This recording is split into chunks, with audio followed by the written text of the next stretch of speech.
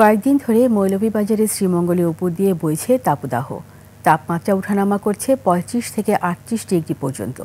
এই অবস্থায় প্রচণ্ড তাপদাহ মাথায় নিয়ে কাজ করছেন চা শ্রমিক সহ শ্রমজীবী মানুষ। চা পাতার কুড়ির স্বাভাবিক বৃদ্ধিও বাধাগ্রস্ত হচ্ছে।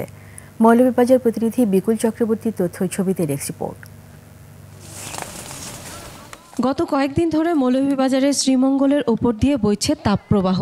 তাপমাত্রা ওঠানামা করছে ৩৫ থেকে ৩৮ ডিগ্রিতে। অনুভূত হচ্ছে ভ্যাপসা গরম। এই অবস্থায় চা বাগানের শ্রমিকরা প্রচণ্ড রোদে কাজ করতে গিয়ে অসুস্থ হয়ে পড়ছেন। তবুও জীবনের তাগিদে থেমে নেই চা পাতা চয়ন। 4 দিন থেকে যে কষ্ট করে কাজ করতে আসি সেকশনের মধ্যে, এখন তো গরম বেশি ফালাইছে, এখন তো পানি বেশি লাগে। কিছুক্ষণ কাজ করে বিশ্রাম নিতে হয় গাছের ছায়ায়।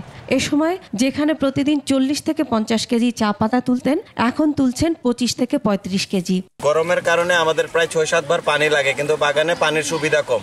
পানি খায় রেস্ট নিছি, তারপরও কাজ করা লাগে। কাজ না করলে তো আমরা হাজিরি পাইব না।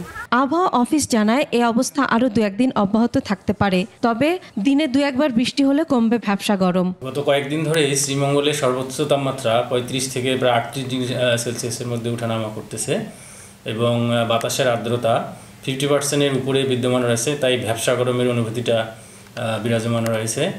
এই তাপমাত্রায় সকাল 10টা থেকে দুপুর 2টা পর্যন্ত রোদ এড়িয়ে চলার পরামর্শ চিকিৎসকদের। পর্যাপ্ত পরিমাণে পানি পান করা, তরল পদার্থ পান করা, যেমন ওরসালাইন, ডাবের পানি, লেবুর শরবত, যাতে আমাদের শরীরটা রিহাইড্রেটেড থাকে।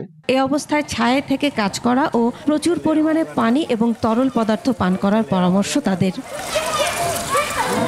Masuma Lisa, desk report, 21 television.